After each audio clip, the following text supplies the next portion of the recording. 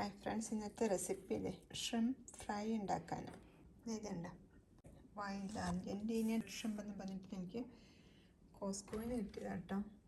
Tail വേണമെങ്കിൽ വെക്കാം. Okay, ഹെഡും കുറച്ച് വെക്കും. ഈ പാർട്സൊക്കെ എടുത്ത് ഞാൻ കളയും.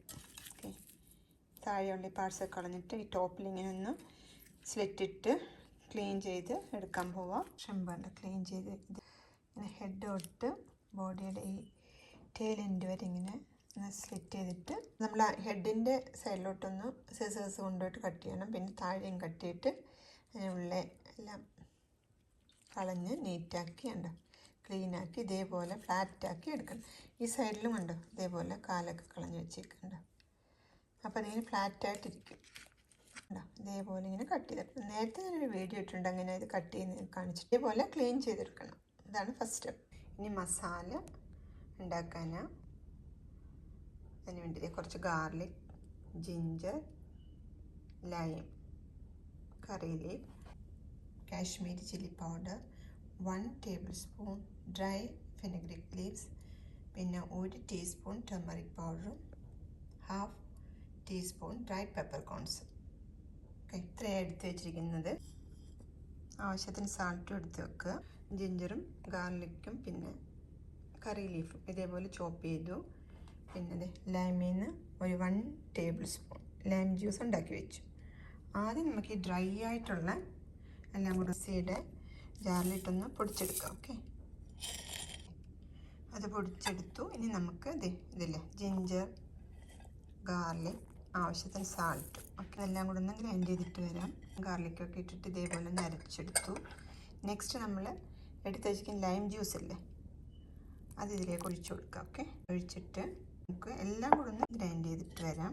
ലൈം ജ്യൂസ് ഒഴിച്ചിട്ട് ഇതേപോലെ ഗ്രൈൻഡ് ചെയ്തുകൊണ്ട് വന്നത് ഒരു പ്ലേറ്റിലോട്ട് മാറ്റിയിട്ട് മിക്സ് ചെയ്തെടുക്കാം. ഓക്കെ, ചോപ്പ് ചെയ്ത് വെച്ച് കറി ലീഫൊക്കെ മിക്സ് ചെയ്ത് ഇതേപോലെ എടുത്തു. ഇനി നമുക്ക് ഈ മസാല ഈ ഷ്രിംപിലേക്ക് മാരിനേറ്റ് ചെയ്ത് കൊടുക്കാം. മസാലയൊക്കെ ഷ്രിംപിലോട്ട് ഇങ്ങനെ മാരിനേറ്റ് ചെയ്ത് കൊടുത്തിട്ടുണ്ടാവും. ഇത് ഫ്ലാറ്റാക്കി എടുത്തിരിക്കുക. അപ്പം നന്നായിട്ട് ഈ മസാലയൊക്കെ അതിൻ്റെ ഉള്ളിലോട്ടൊക്കെ ഫില്ല് ചെയ്ത് കൊടുക്കണം കേട്ടോ. ഇതിൻ്റെ ഹെഡിലും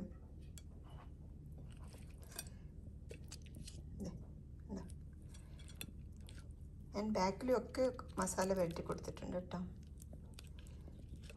ഇവിടെയൊക്കെ ഇങ്ങനെ കുറച്ച് മസാല എല്ലായിടും നന്നായിട്ട് സ്പ്രെഡ് ചെയ്ത് കൊടുത്തിരിക്കുക. 1 hour എങ്കിലും മാരിനേറ്റ് ചെയ്ത് വെക്കണം കേട്ടോ. എന്നാലേ ഉള്ള ആ മസാലയൊക്കെ അതിലേക്ക് പിടിക്കുള്ളൂ. മാരിനേറ്റ് ചെയ്തിട്ട് ഫ്രിഡ്ജിലെടുത്ത് വെച്ചാൽ മതി. 1 hour ഒക്കെ വെക്കണമെങ്കിൽ. ഓക്കെ, യൂഷ്വലി ഓവർനൈറ്റ് ചെയ്തിട്ടാണിത് നെക്സ്റ്റ് ഡേ ഉള്ളെടുത്ത് കുക്ക് ചെയ്യുന്നത്. അപ്പം നന്നായിട്ട് മസാലയൊക്കെ പിടിച്ചിരിക്കും. അപ്പം നിങ്ങളിത് ചെയ്യുവാണെങ്കിൽ ഓവർനൈറ്റ് ചെയ്ത് വെക്കുക. നെക്സ്റ്റ് ഡേ എടുത്തിട്ട് നമുക്കത് ഫ്രൈ ചെയ്തെടുക്കാം. ഓക്കെ, ഞാനിതൊന്ന് അടച്ച് വെച്ചിട്ട് നന്നായിട്ട് കവർ ചെയ്യണം കേട്ടോ, അല്ലെങ്കിൽ ആ മണമൊക്കെ പോകും. നാളെ നമുക്കെടുത്ത് ഫ്രൈ ചെയ്യാം. ഞാൻ ഓവർനൈറ്റ് മാരിനേറ്റ് ചെയ്തില്ല. ഇപ്പം ഞാൻ എടുത്ത് പുറത്ത് വെച്ചു.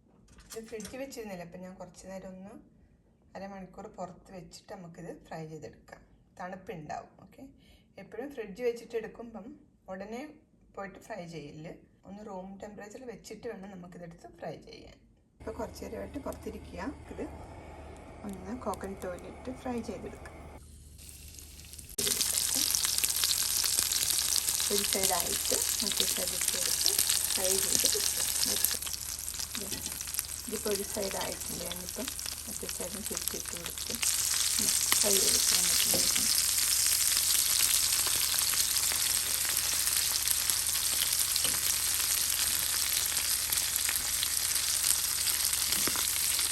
രണ്ട് സൈഡ് ഒരു 5 minutes വെച്ചിട്ട് ഫ്രൈ ചെയ്തെടുക്കുക കേട്ടോ. അത് മതി.